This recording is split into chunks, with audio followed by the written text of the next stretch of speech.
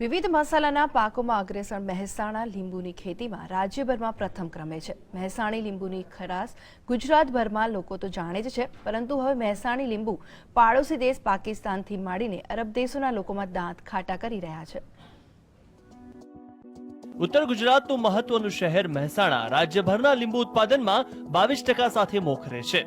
મહેસાણાની જમીન રેતાળ હોવાના કારણે તેમજ હવામાન લીંબુ પાકના ઉત્પાદનમાં યોગ્ય હોવાના કારણે અહીં લીંબુની ખેતી વિકસી છે, જેમાં કડી, ઊંઝા પંથકના ખેરવા, જગુદણ, ઊંટવા, કહોડા અને જગન્નાથપુરામાં મોટી સંખ્યામાં લીંબુનું ઉત્પાદન થાય છે।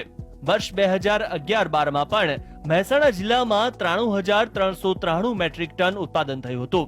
મહેસાણાના ખેરવામાં લીંબુનું સૌથી મોટું બજાર છે। एक લીંબુડી कम से कम 80 થી 100 કિલો ઉતારો આપે। અને તમારો માલ ક્યાં જાય છે? એક તો અહીંયા ખેરવા આપીએ છીએ, પછી મહેસાણા આપીએ છીએ, અમદાવાદ આપીએ છીએ, રાજસ્થાન આપીએ છીએ, દિલ્હી, દરેક જગ્યાએ ટ્રાન્સફરમાં માલ જાય છે। સમગ્ર ઉત્તર ગુજરાતમાં મહેસાણા જિલ્લામાં 30% ખેતી માત્ર લીંબુડી પર આધારિત છે। લીંબુડીના ઝાડ પર માત્ર 3 વર્ષમાં લીંબુનું ઉત્પાદન શરૂ થવા જાય છે અને વર્ષે એક લીંબુડી પરથી 250 મણ લીંબુ મળે છે। મહેસાણાના ખેરાલુથી રોજના 500 કિલોથી વધુ લીંબુ મહેસાણા ઉપરાંત અમદાવાદ અને દિલ્હીના બજાર સુધી જાય છે। તો હવે મહેસાણી લીંબુ છેક પાકિસ્તાન, અફઘાનિસ્તાનથી માંડીને અરબના દેશો સુધી જાય છે અને ભોજનના સ્વાદમાં લિજ્જત વધારે છે। જે એરિયામાં ખરું રેતાળ જમીન થોડી એ જમીનના હિસાબે વાવેતર લીંબુનું બહુ સારું જ રહેશે અને અહીંયા લગભગ 15-20 ગામડાનો અંદાજે અમારે લગભગ 20 થી 30% લીંબુડીનો વાવેતર જ સરેરાશ બધાનો છે। એક રોપાનો ઉતારો લગભગ 200 થી 240-50 કિલોનો ઉતારો પહેલાં લગભગ 5-1 વર્ષ પહેલાં તો રેગ્યુલર રહેતો હતો।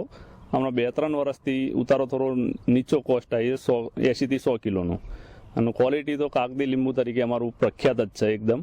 અને અહીંથી લગભગ બધા ખેડૂતોનો સપ્લાયર મહેસાણાથી મળીને છે રાજસ્થાનના જયપુર કયો, દિલ્હી કયો, ખેડૂત પોતે પણ વેચવા જઈએ અને વેપારીને અહીંયા વેચીને એક્સપોર્ટ થઈએ। મિજબાનીમાં થોડું પણ મીઠું ન હોય તો ભોજનની મજા ખરાબ થઈ જાય છે, પરંતુ તે જ ભોજનની મિજબાનીમાં જો લીંબુના 2 ટીપા પણ સોડામાં પી જાય તો ચોક્કસ મહેસાણાનો દબદબો અને તેનું નામ રોશન થયા વિના રહેતું નથી, તે વાત ચોક્કસ છે।